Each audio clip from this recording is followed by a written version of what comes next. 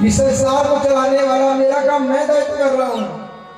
प्रभु आप संसार का, आप तो हम सबको चलाने वाले भी आप ही हैं। आज भगवान ने इंद्र को क्षमा दान कर दिया है और इंद्र से कहा है इंद्र जाओ, कोई बात नहीं। बात समझने की है। 10 श्लोकों से स्तुति किया इंद्र ने, भगवान बात कर दिए, पर 40 श्लोकों से स्तुति किया ब्रह्मा ने, पर ब्रह्मा से भगवान ने एक भी बात नहीं किया। 30 श्लोक ज्यादा किया कौन? ब्रह्मा ने, पर बात नहीं किया। क्यों नहीं किया? क्योंकि ब्रह्मा भगवान के ग्वाल वालों को, गौओं को चोरी किया था, हरण के भगवान से दूर किया था, इसलिए भगवान को पसंद नहीं आया। और इंद्र ने अब जान करके अपराध तो किया, लेकिन 7 दिनों तक भगवान के करीब तो उनके भक्त रहे, इसलिए भगवान को बड़े प्यारे लगे। इसलिए अपराध तो किया, लेकिन भक्त भगवान के पास था, इसलिए भगवान इंद्र से गुस्सा नहीं हुए, इसलिए इंद्र से बात कर लिए और ब्रह्मा से बात नहीं की। कथा बताती है भगवान के भक्तों को भगवान से दूर ना किया जाए। अगर भगवान के भक्तों से भगवान को दूर कर दोगे तो भगवान रूठ जाएगा। कितनी आराधना कर लो सब डरते हैं, और अगर किसी बहाने भक्त को भगवान के करीब ला के देते हो तो भगवान आपसे बोल उठे। कथा का सार है, इसलिए भगवान बोल दिए।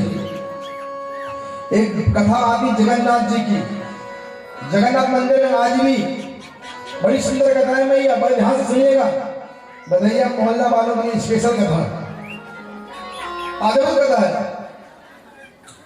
आज भी ऐसा होता है जगन्नाथ में। एक बार माता लक्ष्मी रूठ गई जगन्नाथ भगवान से। पता है नहीं पता? सुने, भगवान बिना कपड़े पे हो गए थे। एक बार माता लक्ष्मी सुबह सुबह प्रातः काल उठी निकली टहलने के लिए। कहते हैं टहलना चाहिए, जो टहलता है उसकी शुगर बीपी सब कंट्रोल में रहती है। ठंडे में कौन निकले महाराज, कंबल के अंदर धुप के रहते चौके चाप, और बिना मंजन के चाय पिला दो अल्लाह। मंजन भी ना करो, चाय पी लो, रोटी को ही खा लो बगैर चाय मंजन किए। ऐसे असर प्रवृत्ति के लोग हो गए हैं। बताओ मैं, आप लोग मंजन करते, रतून करते हो, कौन सी उंगली से करते हो? इस उंगली से कभी भी मंजन नहीं करना चाहिए। कौन सी उंगली से? तर्जनी से।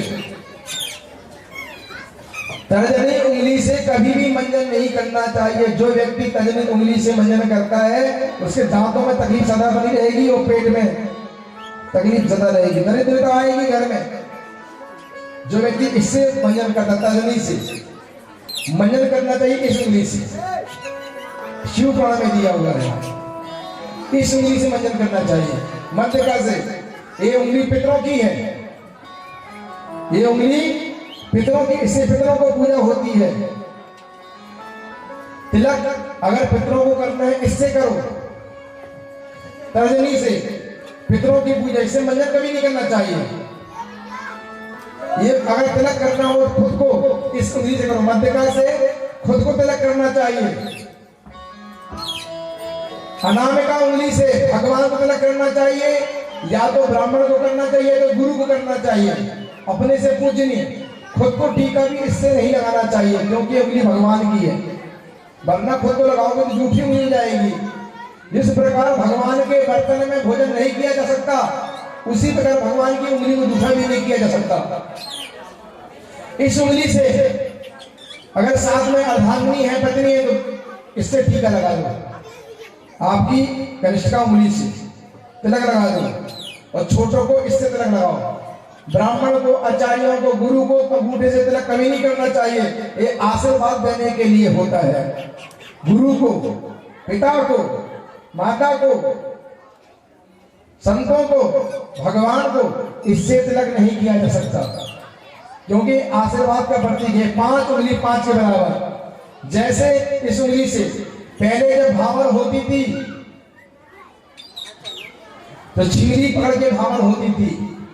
पहले छिंगली को पकड़ के एक लड़की भावर देती थी। आज अगर कोई बुजुर्ग महिलाओं को पता होगा, छिंगली से ही आशीर्वाद भावर होती थी पकड़ करके।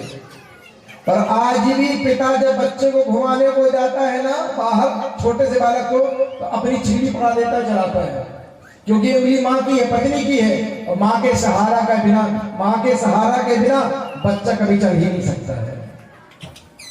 इसलिए उंगली को पिता पकड़ाता है, ना ये पकड़ाएगा नहीं, ये पकड़ाएगा चल। आज भी ये अपने आप उड़ जाती है उंगली वाली। ये 5 उंगली का 5 प्रकार का तत्व बनाया गया है, 5 का अर्थ अलग अलग है। उसी प्रकार ये कमाइयां भी हैं। व्यक्ति कमाता, पहले कमाने का तरीका अलग अलग था। कई प्रकार की कमाई होती है। पहले एक व्यक्ति कमाता था, 9 खाते थे। ध्यान रखिएगा, पहले एक कमाते थे, परिवार में ज्यादा लोग होते थे, एक कमाता था, 9 खाते थे, तो नौकरी कहा जाता था। कहाँ गए हैं? बोले नौकरी में गए हैं, क्योंकि 9 खा रहे हैं। फिर बाद में थोड़ा समय बदला, तो बाद में एक कमाता है, 4 खाते हैं।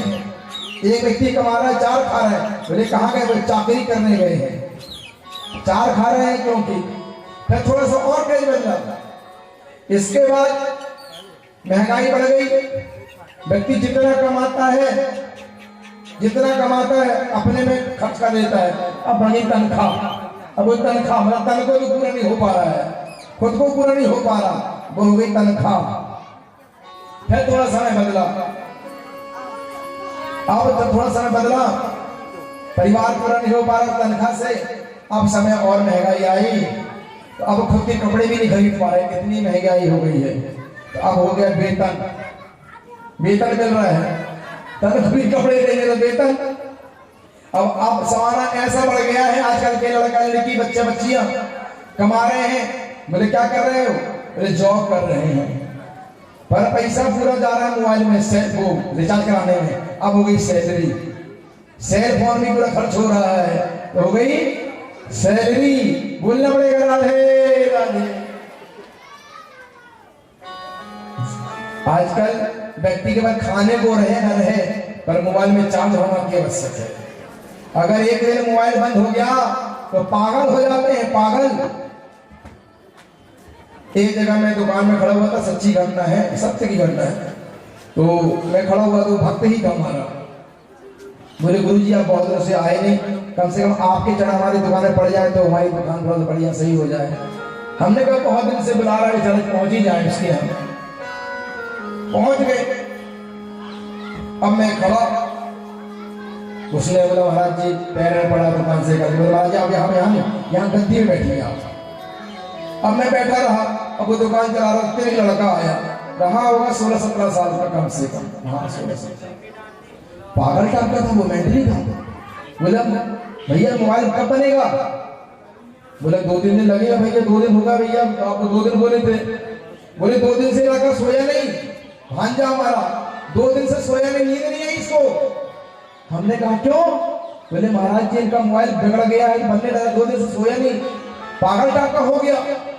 हमने कहा ऐसा जीवन कि मोबाइल बंद होने से लोग पागल हो जाए? भैया इतनी आसक्ति मोबाइल में नहीं होना चाहिए। अगर इतनी आसक्ति मोबाइल में है, अगर उतनी आसक्ति मेरे कन्हैया में हो जाए तो मेरे प्यारे जीवन ही बदल जाए। कोई धन का पागल, कोई बेटे का पागल, कोई धन का पागल, कोई बेटे का पागल, कोई पत्नी का पागल, कोई पति का है पागल। अरे सारी दुनिया है पागल, और सच्चा पागल वह है जो पागल मेरे बाके बिहारी का। अरे सच्चा पागल वह है जो मेरे बाके बिहारी का। अगर पागल भी होना तो इनका होना संसार के, क्या पागल होना, ये तो भौतिक बस में है बंधु। आज भगवान ने इंद्र पे कृपा किया है मेरे प्रभु ने। तो मैं कह रहा था लक्ष्मी रूठ गई। जगन्नाथ भगवान से एक दिन क्या हुआ, लक्ष्मी जी गई टहलने के लिए, और टहलने जब गई मां लक्ष्मी तो सोची चलो कहीं घूम आते हैं, कहीं घूम आते। और जो आश्विन मास में 16 दिन जो महालक्ष्मी की पूजा होती है, होती ना आश्विन मास में पितरों के समय 16 दिन की पूजा होती है। तो महालक्ष्मी सोची 16 दिन महालक्ष्मी की व्रत चली रहे हैं, मैं हर घर में घूम रहा हूं। 16 दिन महालक्ष्मी पृथ्वी में ही रहती है 16 दिन तक। और महालक्ष्मी का जो व्रत है जगन्नाथ उड़ीसा में बहुत अच्छे से मनाया जाता है, बहुत अच्छे से मनाया। उसे आज भी जगन्नाथ उड़ीसा को श्री क्षेत्र से जाना जाता है, श्री क्षेत्र। तो महालक्ष्मी कहीं देखी जहां पर हूं, साफ सफाई बढ़िया, कलश हो, दिया जल रहा हो, बढ़िया सुंदर सा गोबर से लिपा हो, तो बढ़िया चौक पूरा हो, तो उसके घर में जाऊं, कृपा करूं। अब पहले महालक्ष्मी पंडा पुजारी के यहाँ गए, पंडा पुजारी बढ़िया घोड़ा बेच के सो रहे, बढ़िया टांग फैला करके। महालक्ष्मी नहीं गई। एक झाड़ू लगाने वाली थी सीपा, सपच संस्कृत में कहते हैं सीपर, झाड़ू लगाने वाली। उसकी यहाँ बढ़िया साफ सफाई थी, कलश चल रहा था, गोबर से लिपा था। महालक्ष्मी चली गई लक्ष्मी।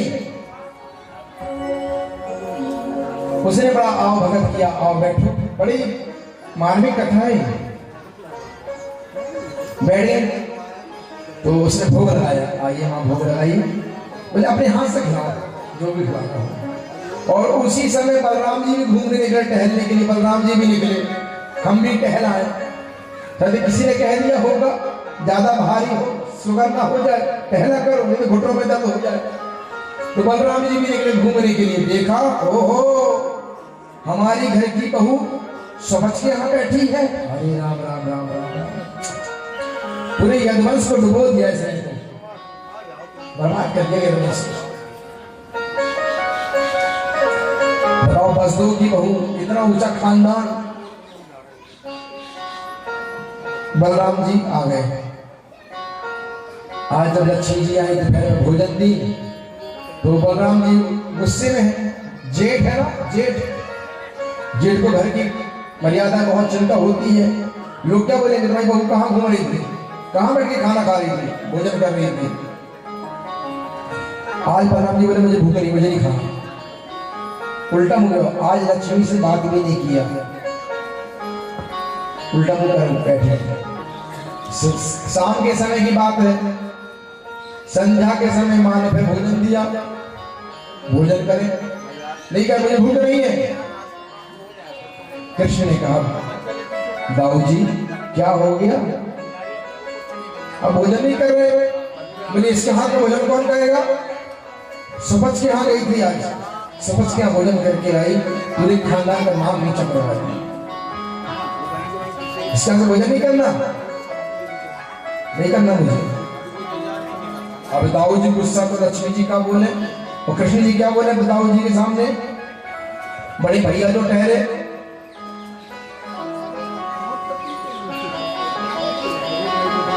मां लक्ष्मी कहती है, तो जब मेरे हाथ से आप लोगों को भोजन करना ही नहीं है, तो मेरा कौन सा काम है यहाँ?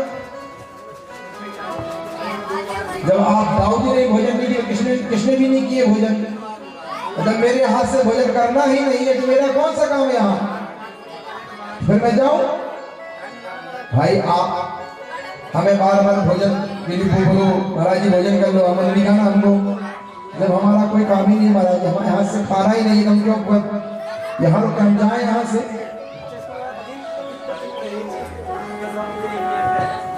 महालक्ष्मी कहती जाए हम, कृष्ण नहीं कुछ नहीं बोले। मौनम व्रतम स्वीकृति प्राप्तम, मौन स्वीकृति प्रदान करती है। अगर कोई कुछ बोले और व्यक्ति जवाब ना दे, मतलब स्वीकृत है। तो कृष्ण भी कुछ नहीं बोले, जब कुछ नहीं बोले तो मां लक्ष्मी वहां से चल दी। तो जाओ, एक घटना शाम के समय की है, रात के समय घटना है। और रात में गई, जैसे ही लक्ष्मी चली गई,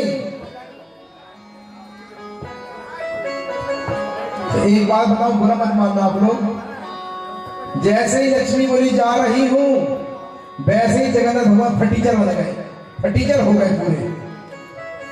सोए थे बढ़िया सोने के पलंग में, पता चला पलंग भी गायब, नीचे सोते मिले। लक्ष्मी है सोना चांदी पलंग, कपड़े भी लक्ष्मी है, कपड़े भी निकल गए, बगैर कपड़े को हो गए कोपे, बस भगवान के बच्चे, बाकी बगैर कपड़े के हो गए। पूरा मंदिर, जगन्नाथ मंदिर खाली पड़ गया। पंडा पुजारी के फटीचर कपड़े वो भी निरस्त हो गए। अब तो खाने के लाले पड़ गए। अब खाना कौन खिलाए, भोजन कौन कराए, भोजन बनाने वाली भी चली गई, अन्नपूर्णी चली गई, भोजन के लाले पड़ गए। बलराम जी कहते हैं कृष्ण से, कृष्ण तुम्हारी बहू तो बहुत कैठ वाली है, छोटी सी बात में गुस्सा होकर चली गई, ये भी कोई बात होती। अब हालत तो जर्जर हो गई बलराम और कृष्ण की, क्या करें, भूख लगी। अब मंदिर से बाहर निकले, दूसरा रूप लेकर के, बालकों का रूप ले लिया, चले मंदिर के बाहर। तो कहीं बन रहा था लावा, धान का लावा जो दीपावली में बनता है। तो लाइन लगा लिए, एक व्यक्ति शिव जी को दया आ गई, सुंदर बालक हैं, बेचारे गरीब हैं, बेचारे बहुत गरीब है। तो लावा को दे दिया उनके फटे से दुपट्टे में, सत्य घटना है, दुपट्टे में दे दिए, रख दिए लावा, थोड़ा थोड़ा सा एक मुट्ठी खाओ, पेट भरो। माँ लक्ष्मी ने पवन देव का दे दिया, उड़ा दो। लक्ष्मी से हाथ कोई डरता, लक्ष्मी जी से हाथ कोई डरता, उड़ा दो। ऐसा हवा का झोंका चला कि दुपट्टा की जलाई हुई उड़ गई, सब उड़ गया, अब खाने को नहीं। बलराम जी समझ गए, बलराम जी समझ गए ये लक्ष्मी जी का कोप है भैया।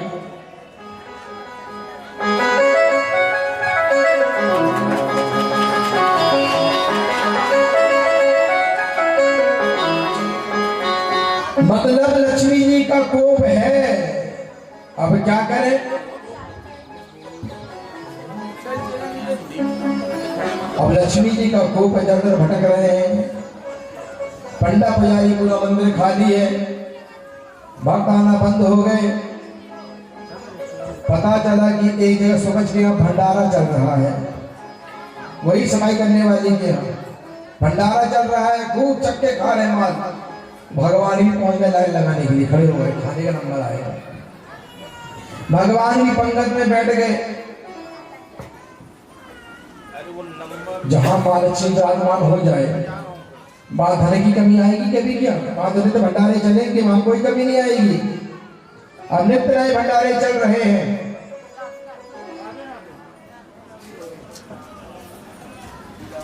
भगवान बैठ गए तो माँ लक्ष्मी ने जो समझ दी, जो भंडारा बांट रही थी और माँ लक्ष्मी बना रही थी, बोली जो दो वो बालक बैठे हैं अंदर बुला लो, अंदर बुला लो। हो गई, आप अंदर चलिए, आपको अंदर भोजन मिलेगा। तो भगवान बलराम जी कहते अंदर क्यों जाएं हम? बोले हमारी मालकिन का आदेश है, आप अंदर आओगे तो तभी भोजन मिलेगा। तो कहते हैं आपकी मालकिन जानती है क्या? बोली हाँ मालकिन जानती है। बोले हम तो नहीं जानते। बोले आप नहीं जानते, मालकिन तो जानती है, अंदर चलता। अंदर ले गई, सुबह बढ़िया थाल में भोजन बनाई, नाना प्रकार के व्यंजन बढ़िया भोजन कराई। और जैसे बलराम जी भोजन किए, बोले कृष्ण भोजन में ऐसा स्वाद जैसे कभी स्वाद ऐसा रहा ही नहीं, इतना सुगंधित स्वाद, इतना स्वादिष्ट स्वाद। बोला कृष्ण इसमें तो बहू के हाथों की खुशबू समझ में आ रही है कि बहू का हाथ का भोजन है।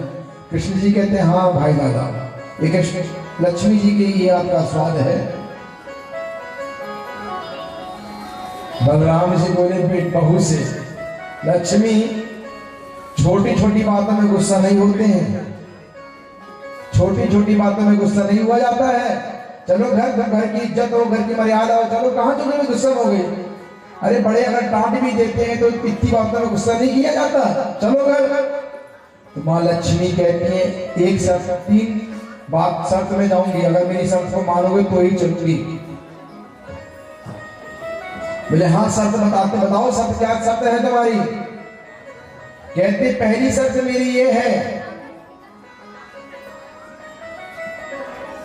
कि इस क्षेत्र को श्री क्षेत्र से जाना जाए, मतलब लक्ष्मी का क्षेत्र माना जाए, इस क्षेत्र को श्री क्षेत्र माना जाए। दूसरा वरदान ये दो मुझे, दूसरा वरदान ये दो कि यहां पर जो भी आए एक लाइन से बैठ करके यहां पर भोग पाए, न छोटा न बड़ा, न ऊंच न नीच, न चौधरी चमार, न ब्राह्मण, न क्षत्रिय, न वैश्य, एक पंक्ति में बैठ कर सब भोजन करें, या ऊंच नीच का भेद नहीं होना चाहिए। ये दूसरा वरदान। आज भी जगन्नाथ में एक लाइन से पकड़ चलती है, बस छोटा बड़ा अमीर गरीब कुछ नहीं चलता। और तीसरा वरदान मुझे ये दीजिए कि जो यहां आकर के जगन्नाथ में भाग का प्रसाद पालेगा वो संसार से मुक्त हो जाएगा। यहां के भाग को पाने के बाद संसार से मुक्त हो जाएगा, सीधे मोक्ष प्राप्त करेगा, वैकुंठ को जाएगा। कि जगन्नाथ के भात को जगत पसारे हाथ, कोई जगन्नाथ भगवान की। आज भी ये महिमा है जगन्नाथ में। एक बार हमारे कन्हैया जगन्नाथ जी की मधुदास जी और दिव्य संत मधुदास जी, आज भी जगन्नाथ जी में जो बगीचा है जगन्नाथ भगवान को अर्पण कर दिया गया।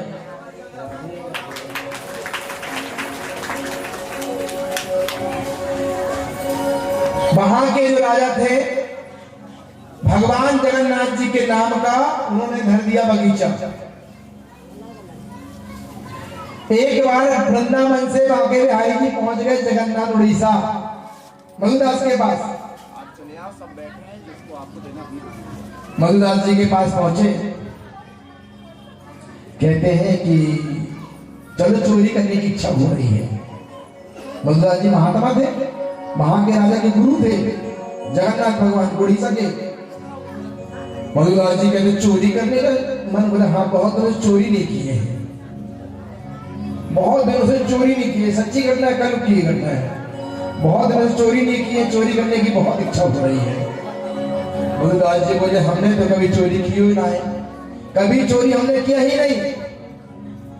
और बोले भगवान के तो चोरी करने तो बड़ी बात है क्या, बस चोरी में चाहिए फुर्ती बहुत होनी चाहिए, भाग सको, फुर्ती ही होनी चाहिए। बोले हमने कभी चोरी नहीं किया। बोले हम बताएंगे, चलो तो बोलना मत नहीं, बस फुर्ती रखना। अब मधुदास जी पहुंचे रात के समय, वहां के राजा के बगीचे में कटहल लगे थे रात्रि के समय। अब जिसने कभी चोरी ना किया वो कह जा रहे चोरी की महिमा, चोरी कैसे की जाती है। कहते कृष्ण इस वाले पेड़ में चढ़ो, किस वाले पेड़ में चढ़ो, चिल्ला के बोल रहे हैं कृष्ण इसमें चढ़ूं किसमें चढ़ूं। वहां से चौकीदार कहता आओ मैं अभी मैं बताता हूं किसमें चढ़ना है, भागे वहां से।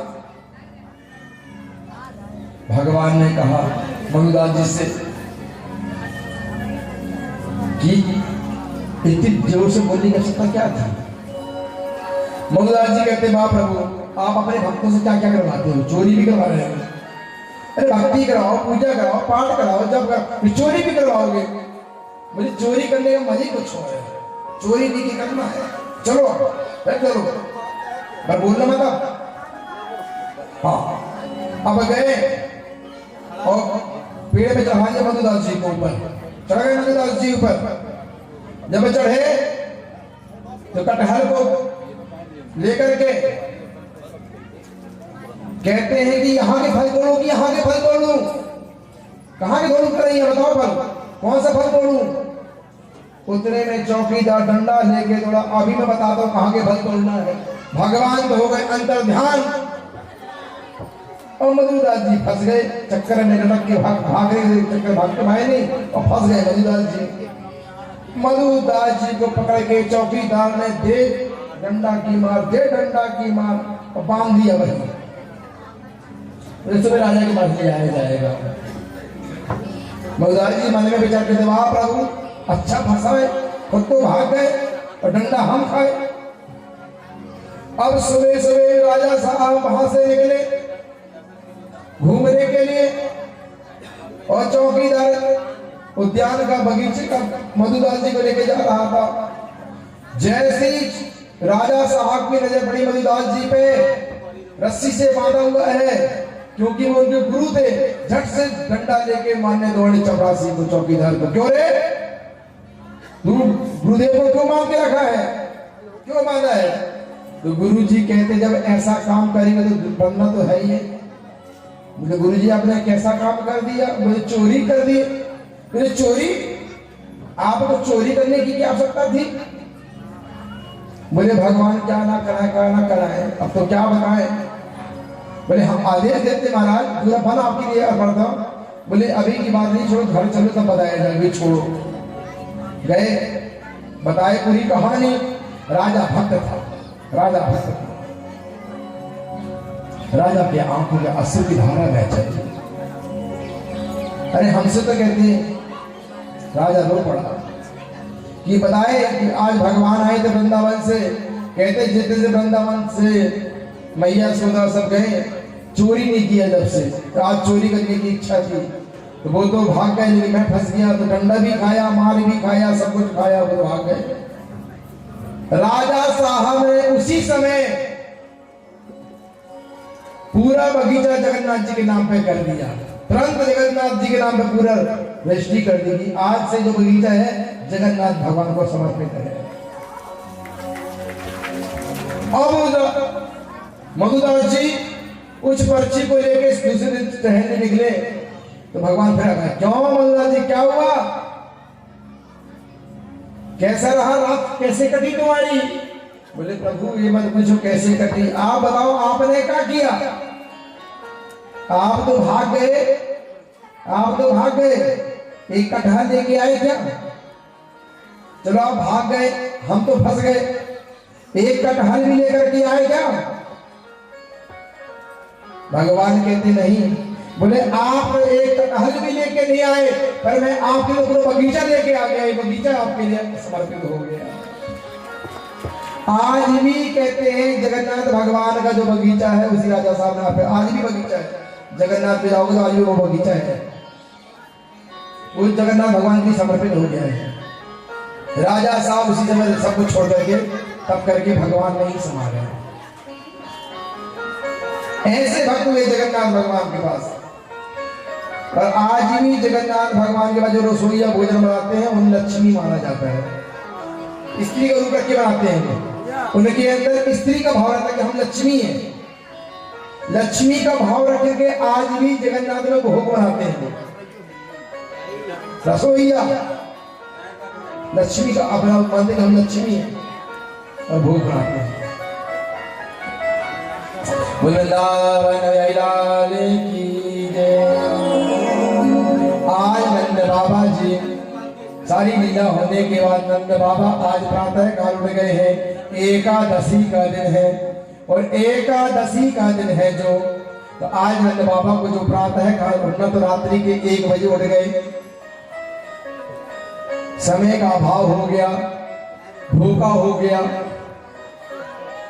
और धोखे के चक्कर में वो उठ गए रात्रि के 1 बजे और चले हैं यमुना जी में नहाने। कि एकादश्याम निराहार समाभ्रजनार्दन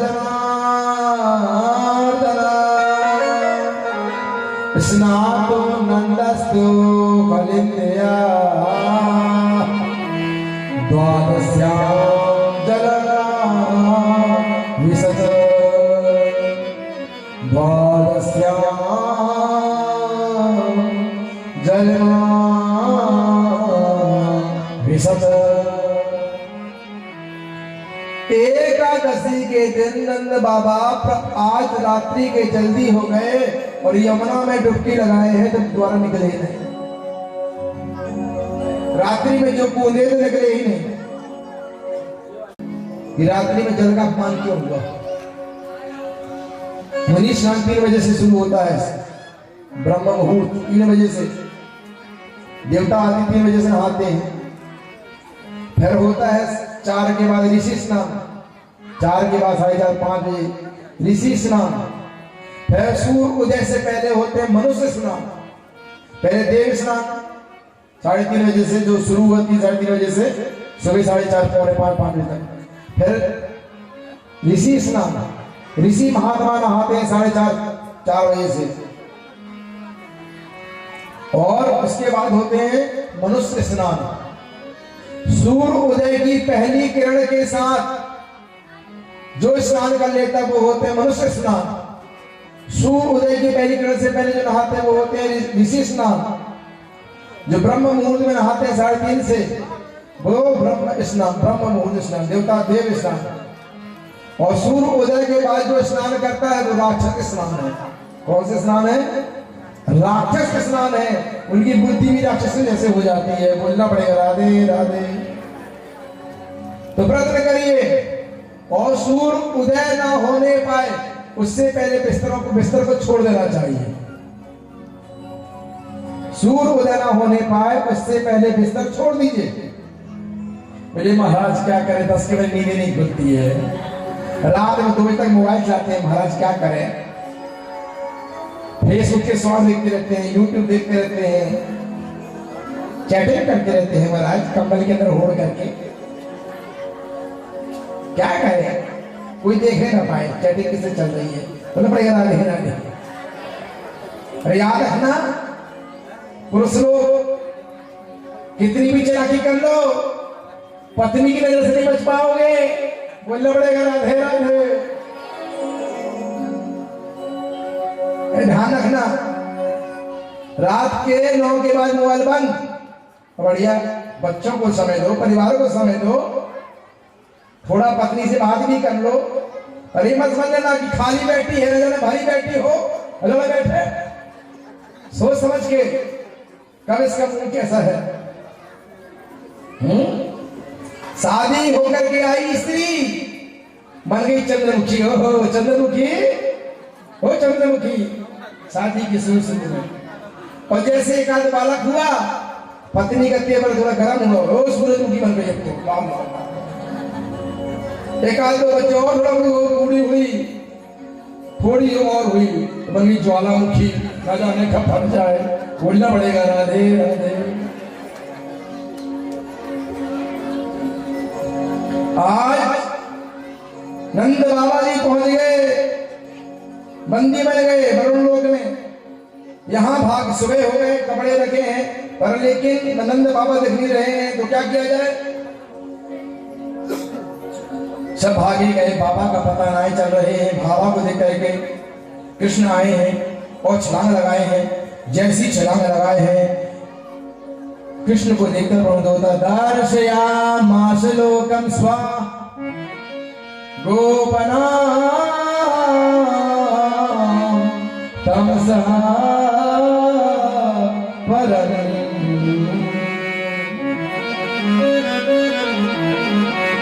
जैसी देखा गद्दी से उठ के खड़े हो गए, साष्टांग प्रणाम किया। सरकार, नंद बाबा बंदे बंदे खड़े थे कोने में, देखे वहां जिस लाला की पूजा हो रही उसके बाप को बांध के रखे, लाला की पूजा कर रहे, बेटा की पूजा बाप को बांध के रखे। ये कैसी परंपरा है? क्यों बांध के रखा भाई?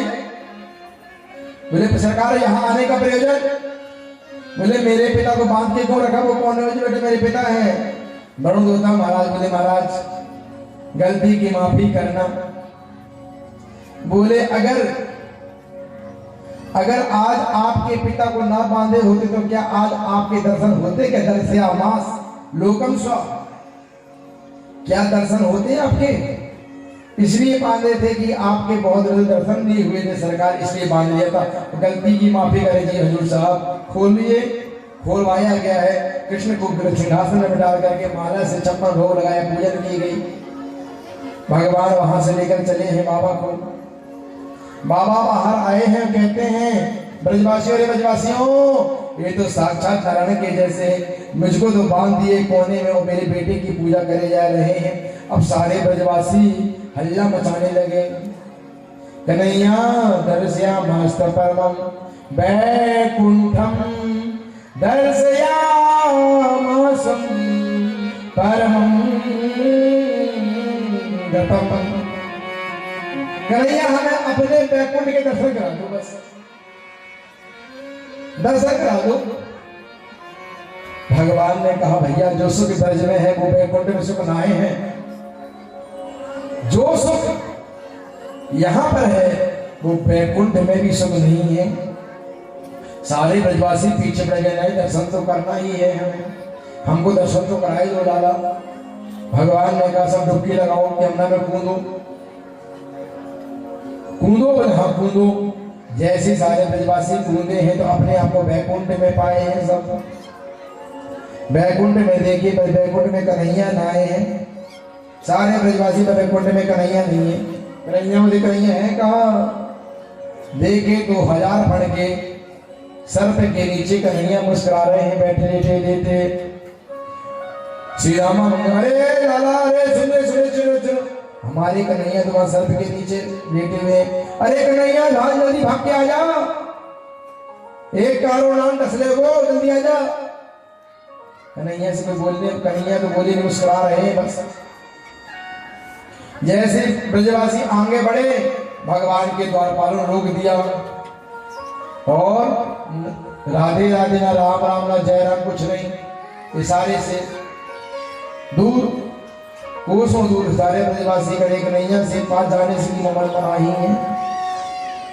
ब्रजवासी कहते हैं जहां हमारा कन्हैया नहीं वहां रह के क्या करेंगे, वैकुंठ भी हमारे लिए व्यर्थ है।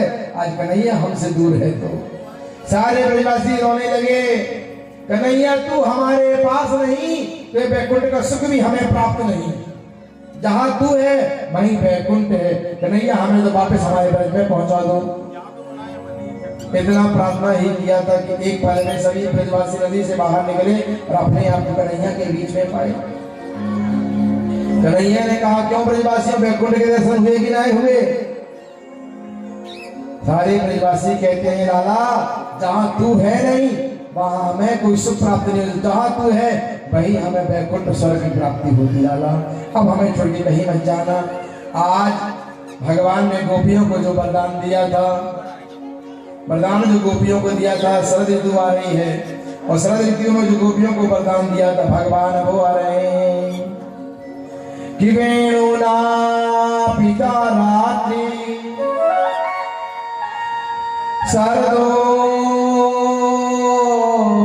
फुलमल्लिका विक्षरन्तो मनुश्चक्रे योग माया मुपासितः।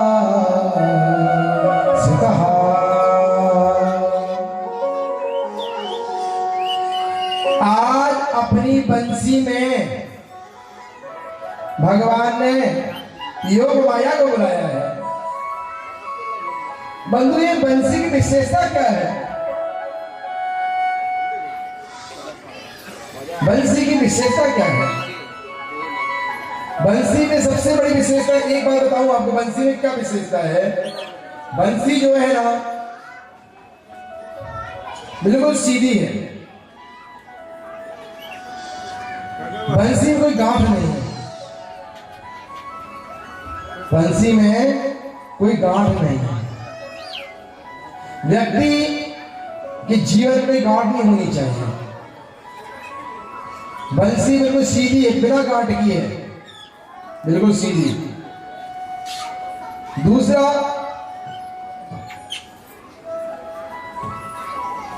बंसी जब भी बोलती है तो मीठा ही बोलती है जब भी। और तीसरा बात बंसी खुद नहीं बजती है, बंसी को जब फूंक भरो तब बंसी बजती है। व्यक्ति के जीवन में गांठ नहीं होना चाहिए और किसी के बीच में कभी पड़ना नहीं चाहिए। जब तक कोई आपसे राय मशवरा ना ले, जब तक किसी को राय नहीं लेना चाहिए। हम बीच में कूद पड़ते अपनी अपना दिमाग लगाने के लिए, राय देने के लिए। दो व्यक्ति की लड़ाई हो गई, एक व्यक्ति की लड़ाई हो गई, दोनों लड़ाई हो गई। एक कहता एक घूसा मार के 32 दांत तोड़ दूंगा, दूसरा कहता सुन मैं भी तुझे एक घूसा मार के तेरे 64 दांत तोड़ दूंगा। एक कहता 32 तोड़ूंगा, दूसरा कहता 64 तोड़ूंगा। तो व्यक्ति सुन रहा था सामने, भैया बोले हाँ, बोले 32 दांत होते हैं, 64 कहां से आ गए? बोले 32 इसके 32 तेरे, बीच में बोला क्यों? इसने 64 बोला, मुझे मानता तू पीछे बोलेगा, इसलिए 64 तोड़ूंगा। बोलना पड़ेगा राधे राधे। इसलिए बीच में बोलने की नहीं, सिर्फ सुनने की। जब तक कोई आपसे राय ना ले, मशवरा ना ले, जब तक किसी को राय देने का काम नहीं है। अगर फ्री में बैठे बैठे यहाँ पुड़िया बांटना शुरू कर दूंगा, उसी कदर नहीं होगी। और 100 रुपए जहाँ फ्री दर्द हो यहाँ, हाँ ये बहुत कीमती दवाई है, 100 रुपये लग रहे हैं, फ्री की कोई पूछ नहीं, पैसे वालों की पूछ होती है। बोलना पड़ेगा राधे राधे। बंसी में गांठ नहीं होती बंधुओं, और जब वो बसती है तो मीठी ही बसती है। हम अपने जीवन को बंसी बना लें, बंसी बजा लें अपने जीवन को। कैसे? सीधे रहो, कोई गांठ ना रहे, कोई कपट नहीं, कोई छल नहीं। और जब बोलो तो मीठा बोलो, और जब कोई आपसे राय ले तब उसको राय दो। श्याम तेरी बंसी, गोपियों के लिए बुलाने के लिए भगवान बांसुरी बजाए, और जैसे ही बांसुरी बजाया गोपियां अपने काम में लगी हुई थी, और काम में जब लगी थी गोपियों के कान में बंसी की आवाज गई तो गोपियां सब भूल गई। आइए श्याम सुंदर हमको भी बंसी बजा के बता रहे हैं कि श्याम तेरी बंसी पागल कर जाती है, श्याम तेरी बंसी पागल कर जाती है, श्याम तेरी बंसी पागल कर जाती है, श्याम तेरी बंसी पागल कर जाती है, श्याम तेरी बंसी पागल कर जाती है। मुस्कान तेरी मोहन, मुस्कान तेरी मोहन घायल कर जाती है, मुस्कान तेरी मोहन घायल कर जाती है। जय हो श्री राधे।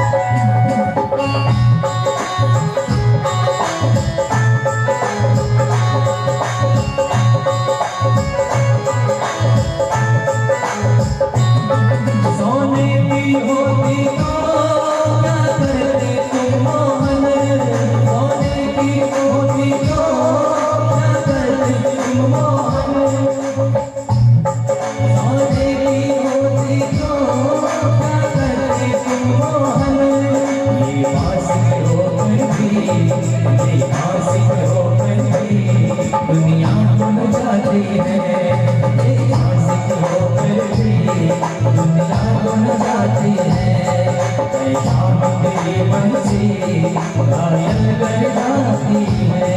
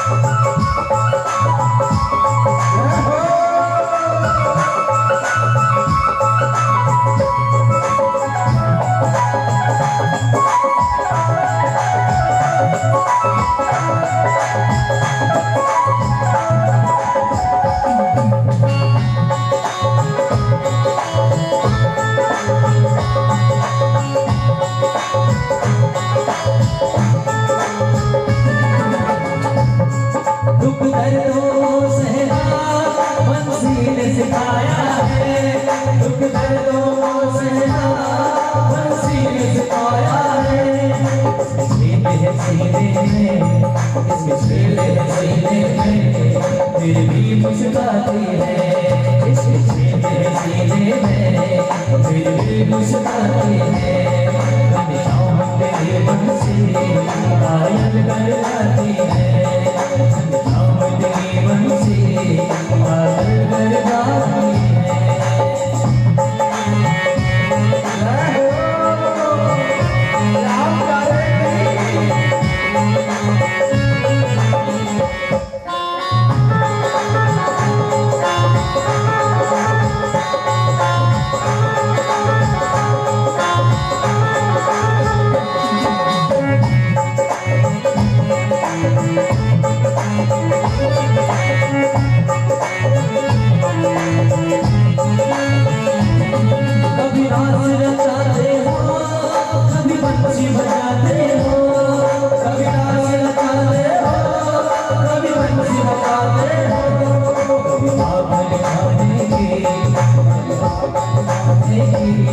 मन में आ जाते हैं, मन में आ जाते हैं। शाम तेरी बंसी घायल कर जाती है, शाम तेरी बंसी घायल कर जाती है। शाम तेरी बंसी घायल कर जाती है, शाम तेरी बंसी घायल कर जाती है। उस भाव तेरी मोहन पागल कर जाती है, उस भाव तेरी मोहन पागल कर जाती है। शाम तेरी बंसी पागल कर जाती है, पागल कर जाती है, घायल कर जाती है, पागल कर जाती है, घायल कर जाती है, पागल कर जाती है। है शाम तेरी बंसी, है शाम तेरी बंसी घायल कर जाती है। जैसी शाम ने बांसुरी को बजाया है,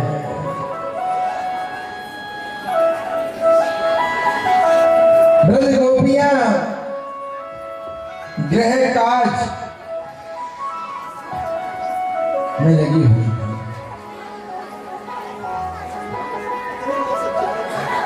गृह कार्य में लगी हुई थी ब्रज की गोपियां।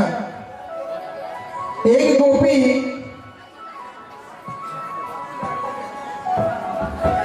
गाय को दूह रही थी, शाम की बांसुरी की आवाज आई है। जैसे शाम की बांसुरी की आवाज आई है, उसने झट से वही बर्तन दूध का फेंका है और दौड़ के चली आई है, भागती है। एक गोपी भोजन बना रही थी और भोजन में बनाते समय साग में नमक डालने वाली थी। जैसी नमक का डिब्बा उठाने की तैयार हुई, बांसुरी की आवाज आई है, सुर खो गई है, नमक की जगह शक्कर को उठा लिया है और डाल दिया, सारा डिब्बे के डिब्बे पलटा दिया साग में, दौड़ की भागी है। एक गोपी श्रृंगार कर रही थी, अपने वस्त्रों को पहन रही थी। जैसे ही बांसुरी की आवाज आई, नीचे का वस्त्र ऊपर, ऊपर का वस्त्र नीचे में दौड़ लगा ली। शुद्ध बुद्ध गोपी गोपियां, एक गोपी श्रृंगार कर रही थी, श्रृंगार करते करते श्रृंगार करते करते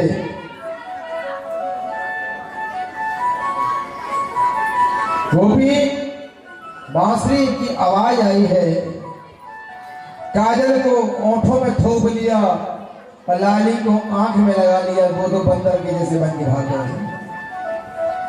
क्यों? पता है श्याम को रूप नहीं, श्याम को तो दिल चाहिए। श्याम रूप का दीवाना नहीं है, वो तो दिल का दीवाना है।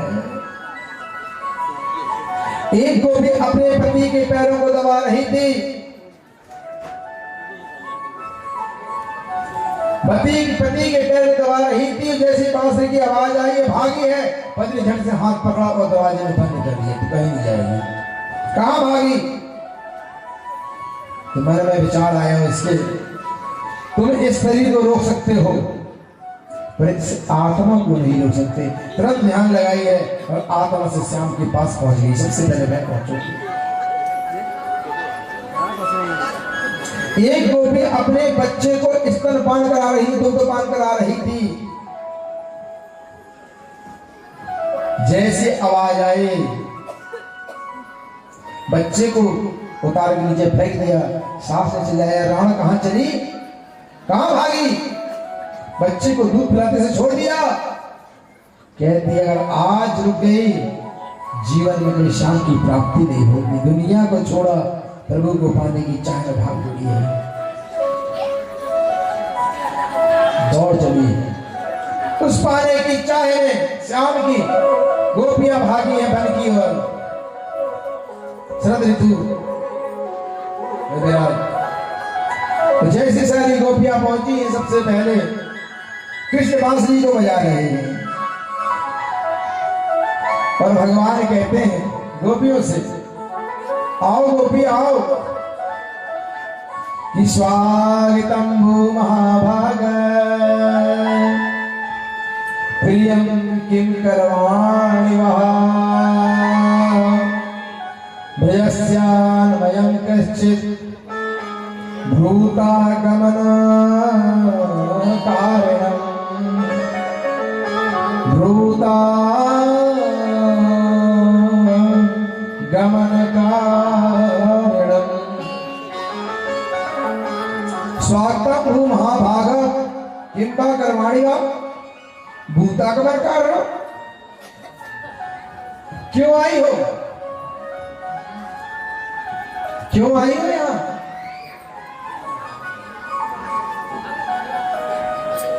क्यों आई हो? तुम्हें ज्ञान नहीं क्या, या बोध नहीं तुम्हें?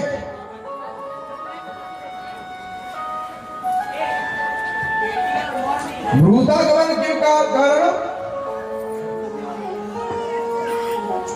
आखिर आने का प्रयोजन क्या है?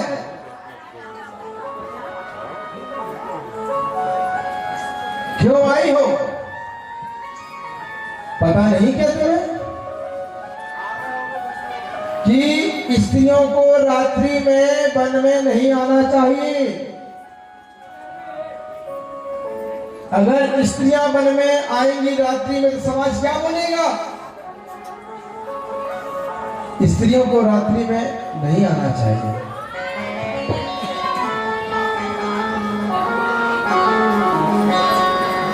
और जब तुम आई, तुम्हारे पति क्या बोलेंगे? तुम्हें समाज अपनाएगा क्या? तुम्हें समाज नहीं अपनाएगा। अगर रात्रि में आई हो तो संसार ही परमेश्वर है और जो सती स्त्री होती है वो कभी ऐसा काम नहीं करती है। कृष्ण ने यहां पर स्त्रियों को बताया है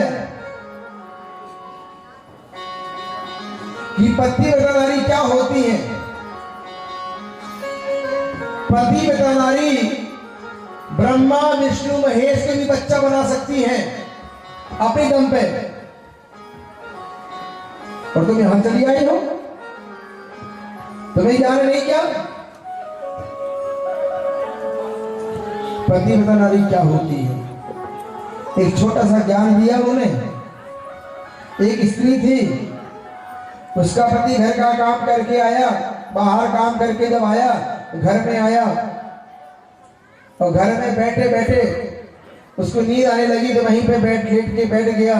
पत्नी जहां अन्न को बीन रही थी, उसने सिर रखे वहीं पत्नी के पैरों में, जांघा में सिर रखा, उससे सो गया, नींद आ रही थी। और पत्नी अपना घर का काम कर रही थी, अनाज बीन रही थी। और पास में बेटा खेल रहा था, छोटा सा बेटा खेल रहा था, और वहीं आगे कुंड, अग्नि का कुंड जल रहा था, चूल्हा जल रहा था। धरती में जो चूल्हा बनता है, धरती खोल करके उसमें अग्नि जल रही थी भारी। बालक छोटा सा खेलते खेलते खेलते कुंड के पास जाने लगा, तो उस स्त्री के मन में आया, कहीं अगर मैं पति को उठाती हूं तो मेरा पतिव्रत धर्म नष्ट हो जाएगा, नींद खुल जाएगी, तो अभी भी तो सो रहे हो, और अगर नहीं उठाती हूं तो मेरा बच्चा अग्नि में जल के मर जाएगा, क्या करूं? तो कहती है, पति से बढ़कर बच्चा मेरे लिए श्रेष्ठ नहीं हो सकता, पति परमेश्वर है मेरे लिए। पति है तो सब कुछ है, पति नहीं तो कुछ भी नहीं है। पति का निद्रा ना खराब होने पाए, आंख बंद कर ली, बालक जाकर अग्नि में गिर गया। कुछ क्षण के बाद जैसी पति की नींद खुली, झट से भागी है कुंड के पास, देखो जरा मेरा बालक कैसा है। बंधु, जब वह स्त्री कुंड के पास गई तो कुंड की अग्नि ठंडी पड़ी हुई थी, बालक खेल रहा था।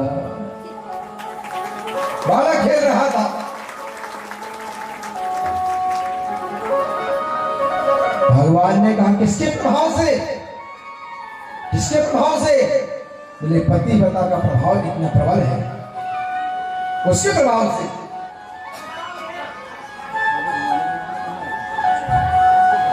गोपियां कहती, सुनो कन्हैया, ये दो चार बार कहानी जो आपने रख ली है ना, ऐसी कहानी हम भी जानती हैं।